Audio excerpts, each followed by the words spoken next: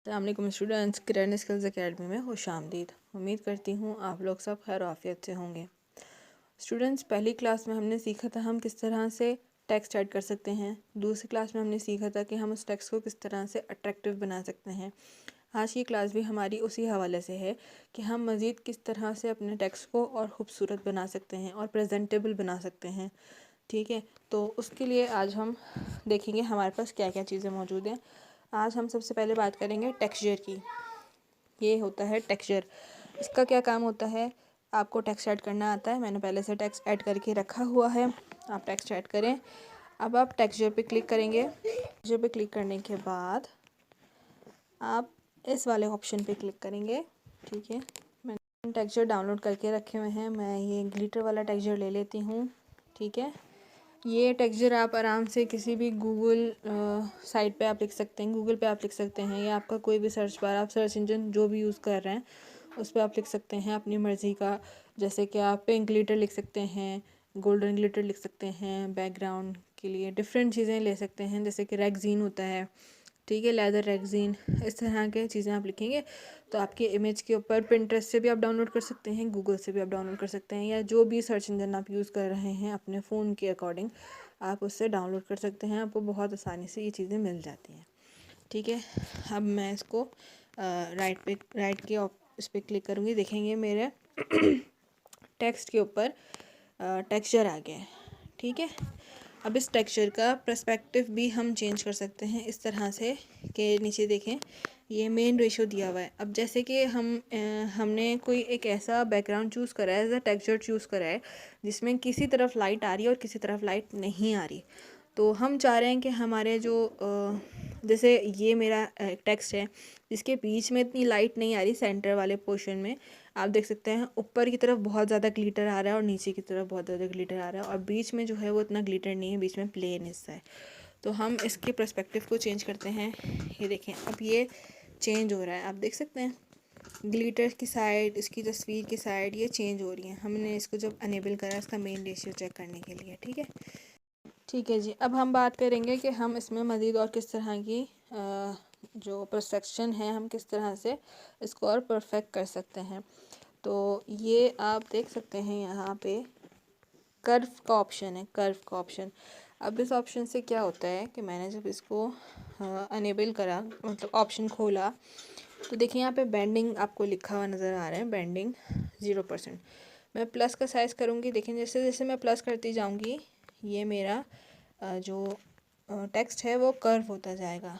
ठीक है, आप देख सकते हैं ये मेरा टेक्स्ट कर्व हो रहा है। ठीक है, मैं माइनस करूँगी तो ये वापस सीधा हो जाएगा, और अगर मैं मज़ीद माइनस करूँगी 0% से मैं और माइनस करूँगी तो ये ऊपर की तरफ कर्व होना शुरू हो गया है। ठीक है, जिस तरह से एक तरह से आप स्माइली समझ लें कि स्माइली बन चुकी है यहाँ पे। तो कर्व का काम ये होता है। करेंगे कि टेक्स्ट के पीछे हम बैकग्राउंड किस तरह से लगा सकते हैं। ठीक है, हम चाह रहे हैं कि जो हमारा मेन बैकग्राउंड है वो कुछ और हो और टेक्स्ट के पीछे का जो बैकग्राउंड है वो कुछ और हो। तो यहाँ पे आपको ये ऑप्शन मिलता है बैकग्राउंड, जिस पे टी बना हुआ है, इस पर आप क्लिक करेंगे, इसको अनेबल करेंगे। देखें पीछे मेरे टेक्स्ट के पीछे ब्लैक कलर का बैकग्राउंड आ गया। बात करेंगे कि अलाइन किस तरह से करते हैं। जैसे मैंने अपने टेक्स्ट में कुछ मज़ीद टेक्स्ट ऐड करा है जिसमें आपको बता सकूं कि अलाइनमेंट क्या होती है। जैसे कि आपको यहाँ पे ये ऑप्शन दिख रहा है अलाइन का। अलाइन का मकसद क्या होता है, इसको आप करके जस्टिफाई करना है आपने इसको खोल के। इसका मकसद ये होता है कि अगर हमने कोई ऐसा जिस तरह मैंने लिखा हुआ है कोई जैसे हेडिंग है या सब हेडिंग है, इस तरह से हमने कोई टेक्स्ट ऐड करें तो उसको किस तरह से हमें प्रेजेंट करना है। ठीक है, जैसे ये उम्मे बीच में आ रहा है और फातिमा नीचे आ रहा है। ठीक है, अलाइन होना चाहिए ये। तो अभी देखें आप, अगर मैं ये वाले ऑप्शन पे क्लिक करती हूँ लेफ़्ट हैंड साइड वाले ऑप्शन पे, देखें ये लेफ़्ट हैंड साइड पे चला गया। ठीक है, इसको एज अ पैराग्राफ बनाने के लिए हम इस्तेमाल कर सकते हैं। ठीक है, अगर हम कोई चीज़ लिख रहे हैं कि कोई ऐसा टेक्स्ट बना रहे हैं जिसमें हमें पैराग्राफ लिखना है तो हम उसमें अलाइनमेंट का इस्तेमाल इस तरह से कर सकते हैं। अगर मैं राइट वाले ऑप्शन पे क्लिक करती हूँ तो देखें ये राइट साइड पर चला गया है। सेंटर पे क्लिक करती हूँ, देखें ये सेंटर पे आ गया है। ठीक है, अलाइन का मकसद ये होता है। अब हम बात करते हैं स्पेसिंग की, कि स्पेसिंग में क्या होता है। देखें ये है स्पेसिंग। ठीक है, स्पेसिंग में क्या होता है कि अगर हमें जैसे लेटर है यहाँ पे, इसको ऑप्शन आप ऑन करेंगे तो आपको दिखेगा लेटर और वर्ड। लेटर का मतलब होता है एक पूरा एक जैसे लेटर है एफ, पूरे एक टेक्स्ट के अंदर कितने लेटर्स मौजूद हैं, ठीक है। अगर हम लेटर की स्पेसिंग की बात करें तो देखेंगे लेटर की स्पेसिंग आपस में स्पेसिंग बढ़ रही है, ठीक है। अब इसको हम कम करते हैं, कम कर देंगे, थोड़ा बढ़ा देंगे, इस तरह से, ठीक। अब हम बात करेंगे वर्ड स्पेसिंग की, ठीक है। वर्ड स्पेसिंग का मतलब ये होता है कि आपने अगर वर्ड लिखे, मतलब 2 वर्ड लिखे, जैसे किसी का नाम आप लिखते हैं, ठीक है, जैसे मैंने लिखा हुआ है फ़ातिमा सिद्दीकी, तो इसमें आप बीच में देखें गैप है नहीं, ठीक है। कभी ऐसा होता है हम लिखने में गैप डालते हैं, स्पेस डालते हैं, कभी नहीं डालते, या कुछ इस तरह से टेक्स्ट हमें चाहिए होता है कि हमें उसमें स्पेस नहीं डालनी, लेकिन हमें अपने पर्सपेक्टिव में दिखाना है कि उसमें स्पेस है, ठीक है। तो उस तरह हम स्पेसिंग वर्ड के दरमियान में स्पेसिंग देंगे। अब मैं प्लस पे क्लिक करूँगी, देखें आप ये जो सिद्दीकी नाम है ये साइड में होता जा रहा है, इसमें दोनों में गैप आता जा रहा है, ठीक है, ऑटोमेटिकली, ये देखें, ठीक है। तो स्पेसिंग वर्ड का ये मकसद होता है। स्टूडेंट्स, अब हम बात करेंगे कि लाइन स्पेसिंग क्या होती है। ये लाइन स्पेसिंग का ऑप्शन है, देखें हम इसको कोई भी एक, जैसे हम कोई कार्ड वगैरह बनाते हैं, कोई इनविटेशन वगैरह बनाएंगे, आगे जाके इंशाल्लाह सीखेंगे, तो उसमें ये चीज़ें बहुत काम आती हैं ताकि आप हर चीज़ अरेंज कर सकें और ख़ूबसूरत बना सकें एक चीज़ को, ठीक है। जिस तरह इसको देखें, मैं इसकी लाइन स्पेसिंग को बढ़ा रही हूँ, तो देखें 1 2 3 के ऑप्शंस के दरमियान में ना गैप आता जा रहा है, ठीक है। स्ट्रेट लाइन में बढ़ रहा है, गैप के साथ बढ़ रहा है, देखेंगे बिल्कुल कुशादा होता जा रहा है, ठीक है। इस तरह से ये होता है लाइन स्पेसिंग का मकसद।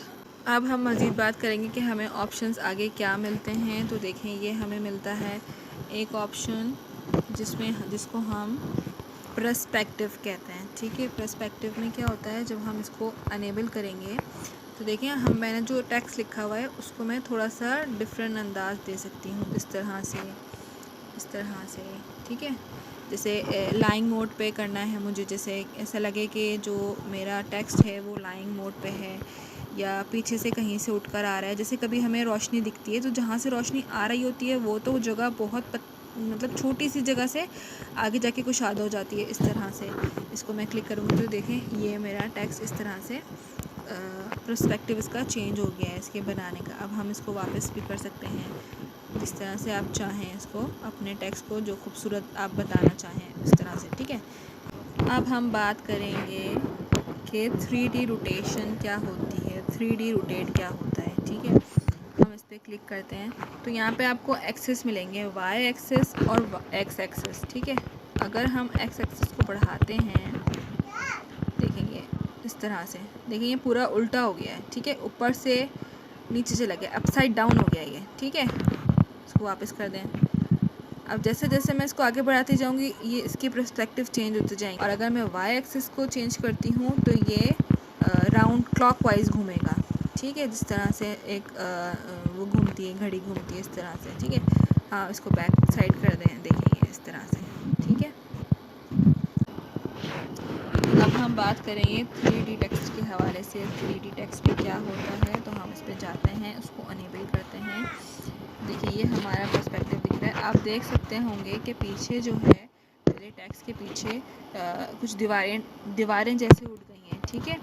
मैं उनको कलर में चेंज करती हूँ ताकि आपको और अच्छी तरह से नज़र आए। ये देखें पीछे ना एक दीवार टाइप की दिख गई, यानी कि ऐसा लग रहा है कि जैसे किसी लकड़ी के बोर्ड के ऊपर या किसी बोर्ड के ऊपर, गत्ते के ऊपर कटा हुआ है ये।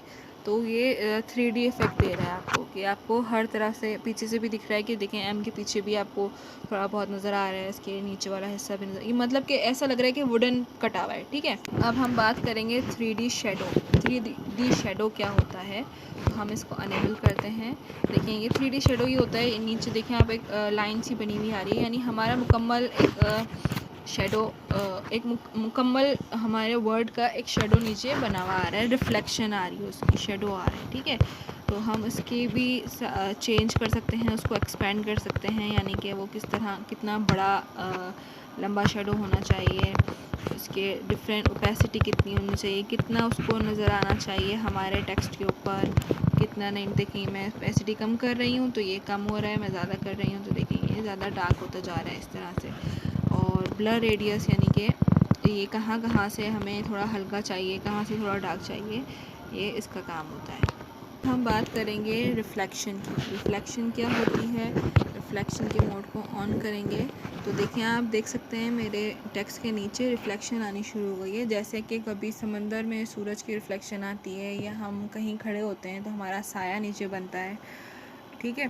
तो मतलब इस तरह से इसको रिफ्लेक्शन कहते हैं। अब आप इसको थोड़ा सा दूर कर सकते हैं, थोड़ा सा करीब कर सकते हैं, ये आपके अपने ऊपर डिपेंड करता है कि आप इसको किस तरह से शो करना चाहते हैं। यानी कि ये एक तरह से मिरर इमेज देता है। देख सकते हैं आप लोग, ऐसा लग रहा है कि नीचे शीशा है और ऊपर हमने गुड मॉर्निंग लिखा है, तो शीशा पे हमारा या पानी पे हमारा रिफ्लेक्शन आ रहा है।